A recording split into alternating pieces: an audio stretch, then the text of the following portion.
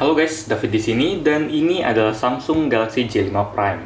Ini bukan video review, tapi saya cuma mau berbagi info soal aplikasi apa aja yang ada di HP sehari-hari saya. Kalau buat reviewnya mungkin masih seminggu atau akhir minggu ini saya terbitin.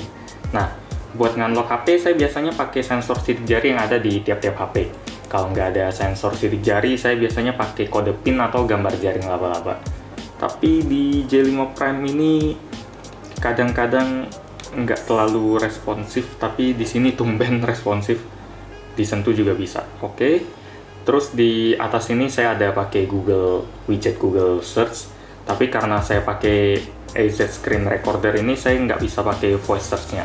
Biasanya saya cuma pakai bagian ini cuma buat search Google pakai perintah suara aja. Liverpool FC. Liverpool mengalahkan Everton 1-0. Terus di bagian bawah sini saya pakai widgetnya dari Timely.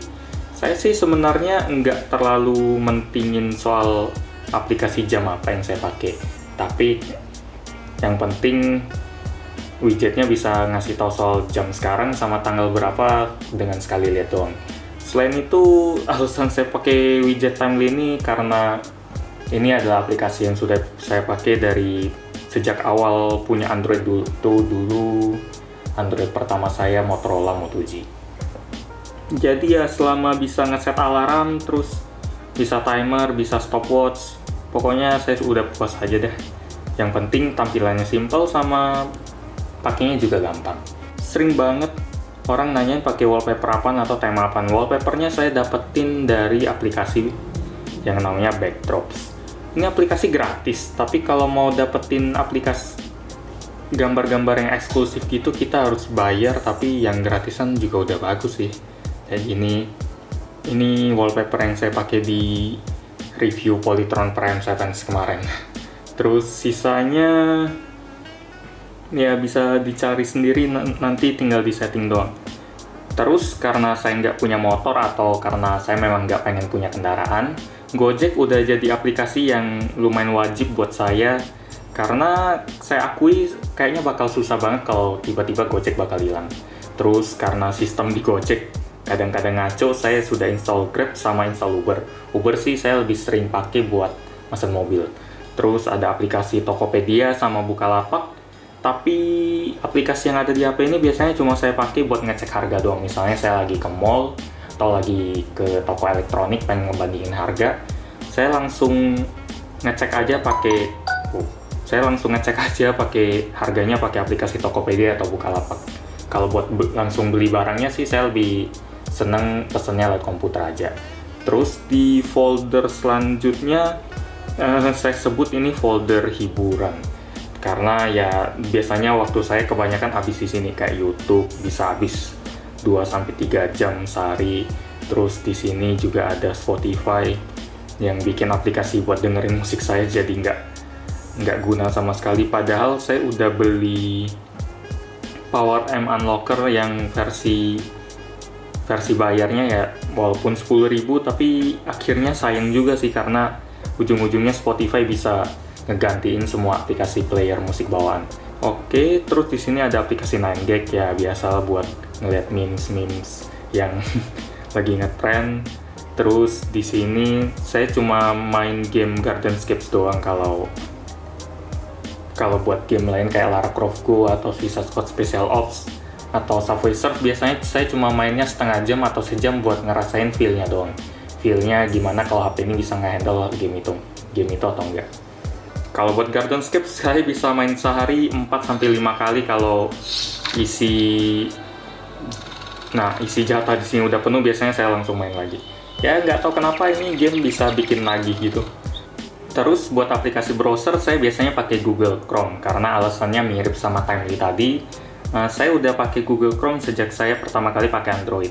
Jadi rasanya repot kalau mau pindah ke Firefox atau Opera atau browser apaan lah. Terus bookmarks-nya juga udah kesimpan semua di sini. Terus yang terakhir di folder hiburan saya ada Duolingo. Duolingo itu aplikasi buat belajar bahasa. Ya, tapi walaupun saya udah mainnya lumayan lama bahasa Spanyol di sini, tapi ya gimana ya? walaupun lumayan ngerti-ngerti, tapi saya yakin kalau dikasih omongan langsung atau gimana nggak bakal terlalu ngerti juga. Tapi lumayan lah buat tahu kosakata yang guna. Ini juga udah 80 hari berturut-turut, sama katanya tingkat kefasihannya udah 40%. Tapi saya rasa cuma 40%, cuma 10%, 20%-an doang kalau diterapin di dunia nyata. Oke, di bagian sosial ada aplikasi standar semua sih, aplikasi Twitter. Terus di sini ada YouTube Creator Studio, salah satu aplikasi yang bener-bener saya andelin buat ngelihat data-data video yang sudah saya terbitin, sama buat ngebales-bales komen yang masuk juga. Ya walaupun saya kelihatannya jarang balas komen, tapi semuanya bisa saya baca ya karena dari sini juga. Soalnya di sini dia bisa ngasih lihat semua komen yang masuk, mau di video apapun pokoknya ditampilin semua. Terus di Instagram kalau mau follow, ini ya akun pribadi. Nah ini kalau mau follow langsung di @dgadgetinsight. Wah, Ibro Kumar pakai MacBook nih. Oke, like aja. Ya di sini saya kebanyakan follow merek-merek doang buat ngeliat. Misalnya ada HP baru atau promo apa, ini contohnya dari Asus sama Bukalapak ya, pokoknya banyak lah. Sama ngeposting gambar dari video yang udah saya terbitin atau belum saya terbitin kayak behind the scene. Sini saya juga ada ngasih foto plus rating HP yang sudah saya review. Cuma di Instagram sih saya posting kayak gini, jadi kalau mau ngeliat sih ya langsung follow aja di @gadgetins, nggak pakai D tapi pakai S. Terus kita lanjut ke folder, masih ada, sisanya tinggal Snapchat sih, tapi Snapchat ini saya jarang banget pakai pun cuma buat nonton doang, nonton kepo-kepoin teman yang isinya cuma 4 atau 5, ini aja nggak ada update tuh. Ya gitu deh. Buat ngepost saya cuma pernah ngepost sekali doang, sisanya cuma buat nonton doang. Terus di bagian sini ada aplikasi chatting, WhatsApp, Messenger, lainnya lumayan standar lah. Terus buat email saya pakai Outlook sama Gmail. Buat BBM saya nggak pernah pakai lagi sih. Dulu saya cuma install BBM, di sini masih ada nih. Install BBM buat jaga-jaga karena keluarga saya masih pakai itu, tapi karena WhatsApp udah mulai populer, mereka juga udah mulai pindah ke sana. Nggak tahu kapan lagi sampai kapan BBM bisa bertahan. Sementara sisanya ya standar bawaan dari Samsung, saya nggak ubah-ubah, ada telepon, SMS, sama kontak. Ini sama aplikasi masuk ke menu. Ini nggak saya ubah karena ya nggak penting-penting banget sih. Biasanya kalau saya hidupin HP saya langsung ngeliatnya ke barisan sini. Kalau sini udah saya biarin banget. Oke, selain yang di bagian depan sini, sisanya aplikasi yang cuma saya buka seminggu sekali atau sebulan sekali atau pas lagi bosen banget. Contohnya kayak aplikasi buat keperluan review kayak AIDA64, terus ada Antutu, terus ada Lag Manager buat ngetes LED notifikasi sama sensor box. Sisanya aplikasi yang ada kayak CGV Blitz, Cinema 21 cuma kepake waktu mau nonton doang. Terus 7 Minute buat olahraga selama 7 menit, tapi itu cuma install sekali, pakai 2-3 kali, sisanya dibiarin gitu aja. Terus ada aplikasi apa lagi ya, Galaxy Gift nggak pernah dipakai, Evernote juga nggak pernah dipakai lagi karena sejak dia batasin satu akun buat 2 perangkat doang, saya jadi ngerasa agak terbatas gitu, jadi pakainya Google Keep doang. Lebih simple dan kita bisa pakai di mana-mana. Terus ada aplikasi Kredivo yang waktu itu sponsorin unboxing Zenfone 3 Laser. Kalau mau dukung mereka langsung download aja lewat link yang ada di bawah. Kalau mereka tahu banyak downloadan dari channel ini kan mungkin mereka mau sponsorin lagi.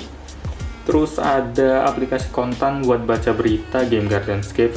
Ini aplikasi Indonesia Stock Exchange. Ini kalau nggak salah saya dulu install, merah semua. Saya install buat iseng-iseng ngeliat harga saham gitu, padahal saya sama sekali nggak main saham. Cuma nggak tahu kenapa saya tertarik aja sama angka-angka kayak gini. Terus di sebelah sini ada Nova Launcher My XL yang waktu itu saya install waktu ikut gathering sobat HP DXL. Terus Opera Max bawaan Phone Planet 3. Ya aplikasi SIM toolkit kayak gini, kayak Planet 3 sama XL gini sama sekali nggak pernah saya pakai. terus play musik bawaan Power Amp yang dibeli tapi keganti oleh Spotify, game Room of Doom, S-Lamp bawaan, S-Planner bawaan, Samsung Notes bawaan. Nah, Share It ini adalah hasil dari komen-komen yang di video Mobile Trans gitu. Pas saya tanya kan aplikasi apa yang kira-kira lebih bagus dari aplikasi ini, semuanya pada jawab Share It. Ya udah, saya langsung coba dan ternyata memang lebih kencang, lebih enteng dan lebih simple. Jadi thank you buat sarannya. Terus di sini ada aplikasi Shazam buat ngedetek lagu kalau misalnya saya lagi di mall atau lagi di Gramedia atau lagi di mana tiba-tiba ngedengar lagu yang asing gitu buat saya langsung keluarin HP, buka aplikasi ini dan arahin HP ini langsung ke speakernya aja. Contohnya kayak gini.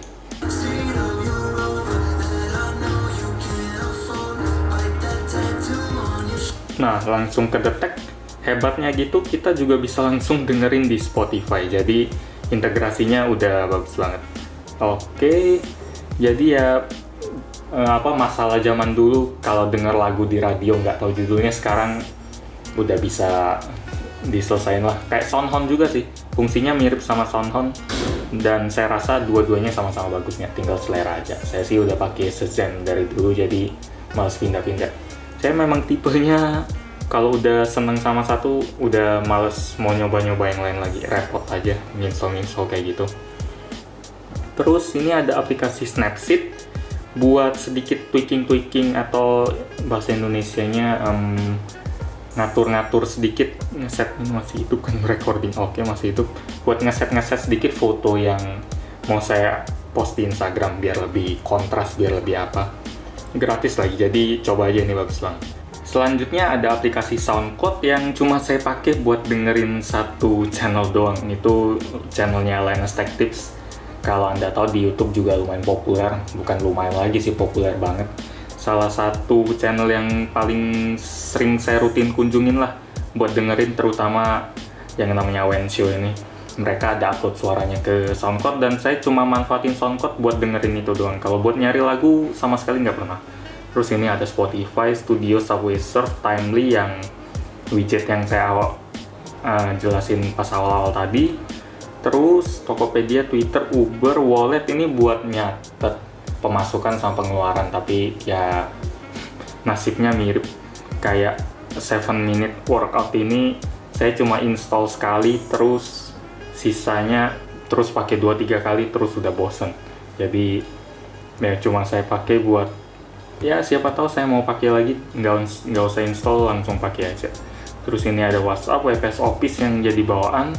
Terus ada Z Screen Recorder yang saya pakai buat nge-record video yang di sebelah sini. Saya cuma pakai sekali, jadi abis ini bakal saya uninstall. Dan di sini ada bitcoin.co.id, ini aplikasi yang semalam saya install cuma buat tahu-tahu belajar soal Bitcoin lah, kayaknya menarik sih. Ya secara keseluruhan sih saya rasa isi HP saya cukup ya mungkin membosankan ya. Nggak ada widget yang canggih atau yang tekis banget kayak gitu. Terus nggak ada aplikasi yang bisa manfaatin banget teknologi HP kayak NFC, Kompas, dan lain-lain. Tapi sebagai pengguna biasa, saya memang cuma pakai HP supaya hidup jadi lebih mudah aja. Asal bisa kerjain apa yang saya pengen, ya HP-nya udah bagus. Kalau Anda sendiri gimana? Punya aplikasi unik atau enggak? Kalau ada, komen di bawah aja. Mungkin saya pengen coba-coba iseng install gitu.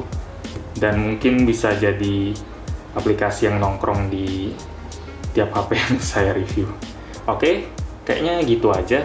Like kalau suka dengan video ini, dislike kalau nggak suka. Dan jangan lupa subscribe buat ngeliat video-video kayak gini lagi. Buat reviewnya, ya akhir minggu ini deh saya terbitin. Sekarang udah lagi bikin skrip dan udah direncanain lah. Oke, thank you buat yang udah nonton sampai sini. Dan kita ketemu lagi di video selanjutnya. Yuk!